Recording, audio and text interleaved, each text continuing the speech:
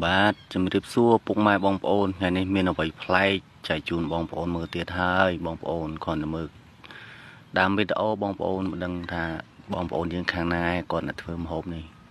ខ្ញុំជឿជាក់ថាបងប្អូនប្រហែលជាស្គាល់ថាអ្នកធ្វើនេះនៅខាងណាហើយនេះណែបងប្អូននេះចាប់ផ្ដើមហើយដំបូងឡើយបងប្អូនមើលអូគេអត់មានបាច់ចំពុះអីពិបាកអីបងប្អូននិយាយចំទៅគឺ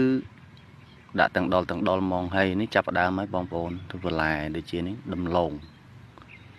តែជាដំឡូងអីខ្ញុំអត់សូវស្គាល់ដែរបងប្អូនហើយនេះចាប់ផ្ដើមចិត្តហើយបងប្អូនចិត្តហើយអីហើយគេយកច្រកក្នុងក្រងវិញក្នុងបេវិញអញ្ចឹងណាហើយនេះជាស្ពៃក្តោបខ្ញុំស្គាល់ថានេះច្បាស់ស្ពៃក្តោបហើយតែដឹងលាងទឹកឬក៏អត់ទេបងប្អូនព្រោះឃើញគេប្រមូលអញ្ចឹងហើយគេដាក់អញ្ចឹងហើយអត់ឃើញលាងទឹកលាងអីផង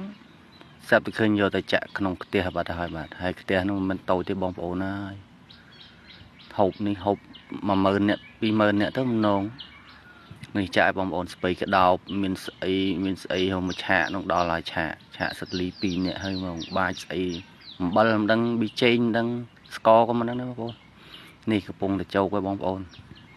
ឆាកនឹងដល់អូមានលពៅបងប្អូនលពៅមានលពៅមានអីងាប់ហើយមួយលពៅចិត្តគោដូចភ្នំបាត់ទៅហើយហ្នឹងនឹងគេលាងទឹកអត់បងប្អូនចាំមើលគេមានគេលាងទឹកអត់ទេនេះយកទៅអូលាងទៅបងប្អូនគេយកមកលាងទឹកស្អាតបាតដែរតែខ្ញុំស្មានតែអត់ដបងឡើយបើអត់ឃើញលាងទឹកឃើញអីផងហើយនេះនឹងស្អីទេបងប្អូនយកទៅបុកដឹងជាមកដេងខ្ញុំដឹងក៏ជាស្អីក៏មិនដឹងទេបងប្អូននេះបុកម៉ត់ហើយជូនចេញកាយចេញមកវិញហ្នឹងលពៅចាក់ឲ្យបងប្អូនចាក់ឯងគ្មានខ្វល់ជាហើយមកទៅអត់បញ្ហាផ្ទះប្រប៉ុណ្ណេះបើជាខុសផ្ទះទៀតមិនបាច់ទេហើយនោះដលងគេយកមកចាក់អីនេះបាច់ទៀតបងប្អូននឹងបាច់ស្អីទេស្ករសមិនដឹងអីក៏មិនដឹងទេនោះជោគហើយឆាកនោះឆាកដល់ហើយនេះស្អីចេះជាហើយមកទៅហឹងតោះទៅទាំងអស់អាបន្លែស្អីក៏ទៅតាមមកមុខទៅទាំងអស់ថែមដលងទៀតបងប្អូនមើលទៅថែមស្លឹកស្អីស្លឹកឈើស្លឹកព្រិចអីមិនទេមិនដឹងទេទៅបងប្អូនថែមរហូតថែមដល់ទៅពេញផ្ទះហ្នឹងមើលទៅ